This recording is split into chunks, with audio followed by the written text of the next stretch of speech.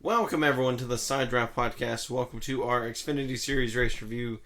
And yes, I know we are 2 days late, but for all you Xfinity Series fans, welcome, and let's talk about some road course racing. A little bit different from what we saw at Michigan with the trucks in the Cup Series. So we're going to take some right turns. Yes, it's really exciting. Mid-Ohio is always a fairly good race. Interesting race and strategy, and a lot of fun to watch. I feel like every year we get something different. I believe in 2016 we had the rain and slipping and sliding. Then last year looked to be like it would be Austin Cindric's first win, but then some strategy went against how we wanted it to go, and Justin Allgaier took home the win. So this time, though, Austin Cindric was able to win in Mid-Ohio, which was very special to him. Yeah, he just come off the win from Washington Glen, and maybe he learned some strategy from last year. So congratulations to that team, and a win for PPG. Yeah, so as you said, PPG, we didn't have Austin Cindric diecast. We need to fix that very soon. Yeah. But we improvising with the Blaney diecast. So yeah, sort of the same paint scheme. Yeah, different number, but different car make or yep. Yeah. All right, so let's rewind the race just like we did on our DVR, and so first off, Austin Cindric on the pole, by far the fastest car. Then right beside him would be the 18, not Kyle Busch this weekend. It is Hawksworth, Jack Hawksworth. So great to see some different drivers from around the globe, and I believe he's doing some, I believe it was Lexus type of racing. So really cool to have some of those guys come into the Xfinity Series. Yeah, he's actually won on this track before, and actually he's doing very well through the race. Didn't really get the finish that he really needed, that he deserved, but I think he did very good for his first Xfinity debut. So the first caution will be for Ray Black for losing power, and then Austin Cindric will lead on the next restart. John Hunter Nemechek would spin from Greg Galding, but I don't think that caused the caution. Yeah, continued on. Yeah, a lot of spins. That's normal in road course racing.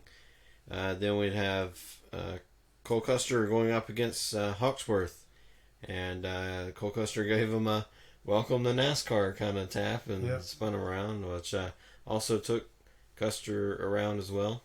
Yeah, he got in the grass a little bit and gave a little too much gas, and he spun about the same next turn. Yeah. So that's unfortunate for the both of them, but since it was stage one, they was able to drive their way back. So not too much damage there. Yeah, with a caution, I believe they continued on,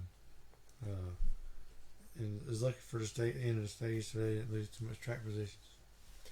So Cindric would be one of those who would pit before the end of the stage. Most of the ones who were on the winning strategy would do that, so they could pit later on. But the ones who would stay out, they'd pit during the caution, and then those who pit before the caution, they'd stay out and take the lead for stage two. But one of those who would stay out and go for the playoff point would be Chase Briscoe, and he was fairly strong for someone who isn't necessarily says they aren't great on road courses, but runs pretty well. Yeah, he won the Roval last year. I believe he just needs a little consistency in his driving, but I think it was pretty decent on the road courses. And also Cindric also stalled the car during that pit stop.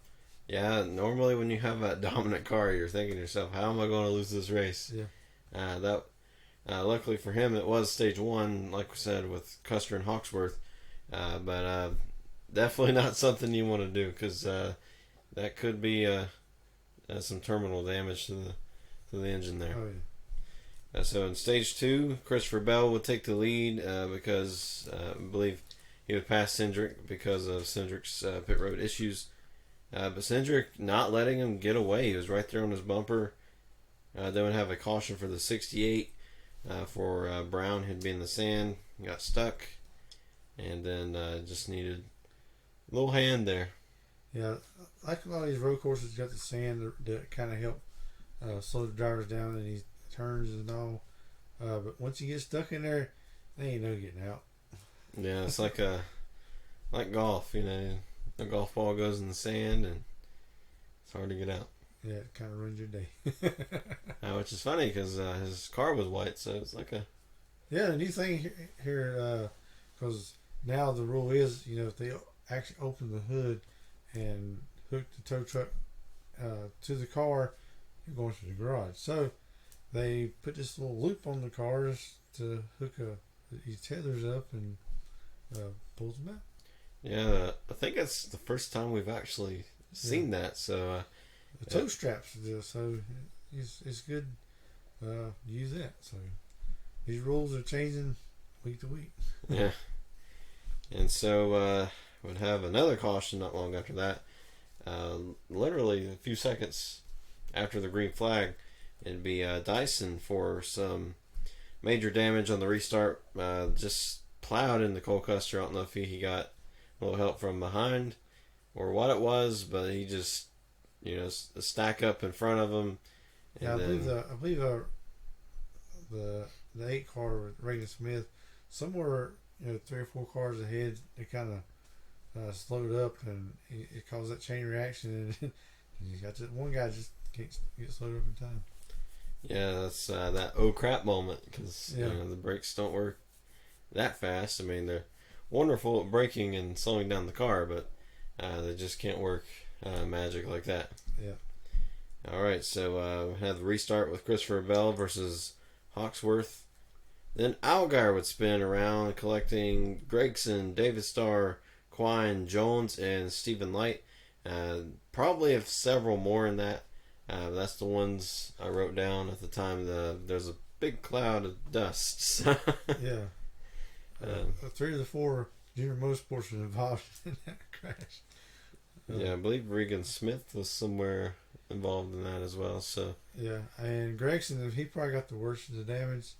Tore the whole back of his car off and a little bit of bumper in the front. So. Yeah, it looked like if this would be a normal oval, Gregson probably would be done for the day. Yeah. But he would still go out there and have a strong run with a crash car. Yeah.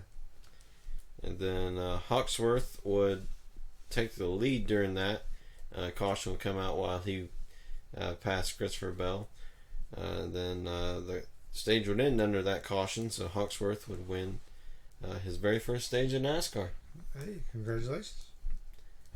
And then stage 3, Michael and Knapp, he wouldn't change tires, so he'd stay out. Or I believe he'd get fuel, but he'd be the leader. But very shortly after that, Austin Cindric would just fly right by him. Then Christopher Bell would be up there taking second away from Michael Annett as well. Then we'd have a caution for the 78 Scott Heckert. I believe he was in that caution before, and I don't know if something just broke on it or why, but he just went straight into the sand trap.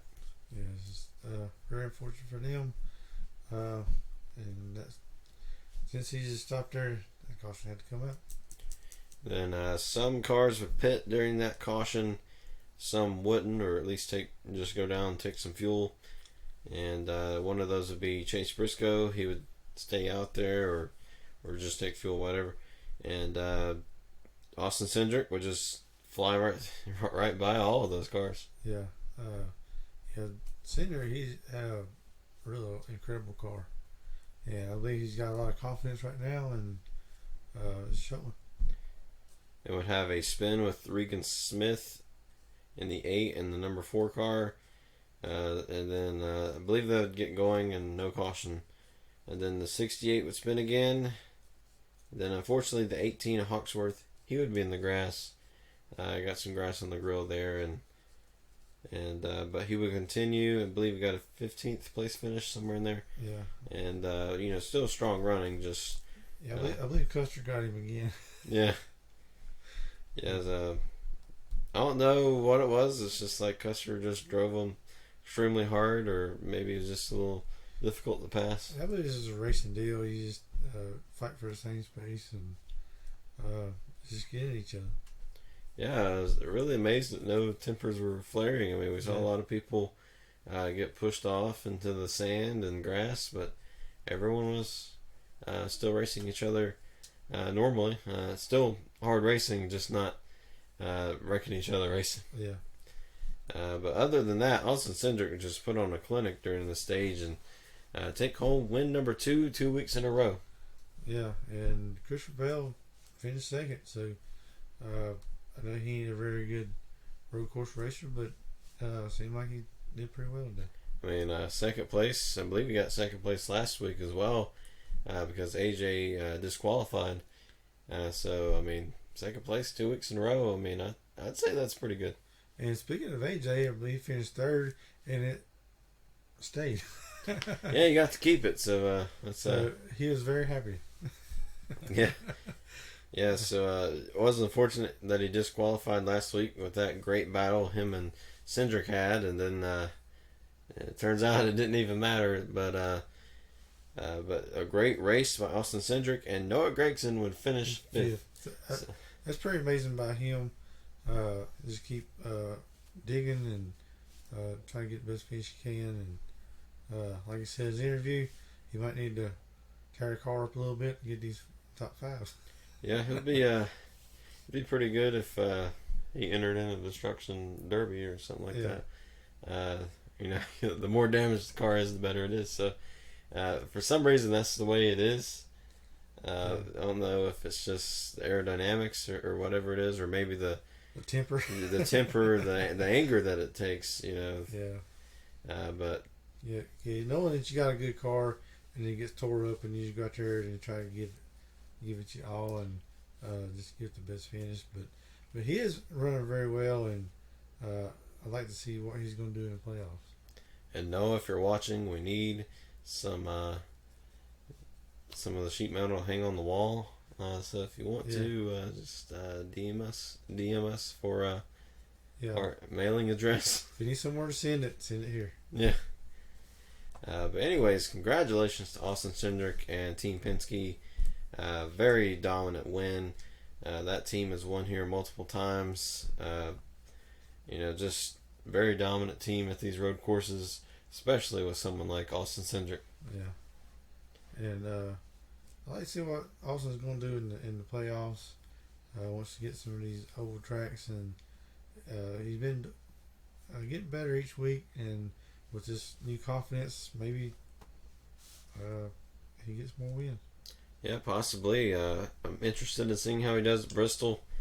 I know it's not a road course or anything, but I just want to see, does he take that confidence and drive Bristol like he would a road course? And he's going up against some Cup drivers like Kyle Busch and Joe Logano. Interested in to see how he races those guys. Yeah, and it's kind of hard to beat Kyle Busch at Bristol. Yeah. Unless Kyle Busch. In recent history, it's been Kyle Busch beating himself at Bristol and Watkins Glen. And seems like the Xfinity Series is really unforgiving to Kyle Busch lately. Yeah. Well, maybe we need Bubba or William Byron to race. Yeah. I believe it was Larson who got the win last year after Kyle Busch put himself in the wall.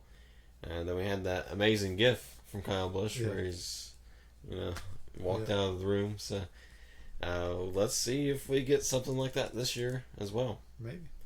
Anyways, that was our race review of Mid-Ohio. We apologize for it being so late. We just got delayed and delayed again and delayed again. So yeah, the time restraints on us this weekend just kind of got to us. Yeah, it's like we got home late Saturday and we missed both races, and then we had to try to catch up on all that while the Cup race is going on as well. So we had to make sure we got that one on time. So very difficult week for us, but also it's going to be a very busy week for us because we have our playoff video for the trucks. We're going to be recording tomorrow. You'll get to see it Wednesday. Then fast picks and then our race reviews. And since it's night racing, that's going to be interesting as well. So I hope you enjoyed this video. Stay tuned throughout the week, and we'll see you then.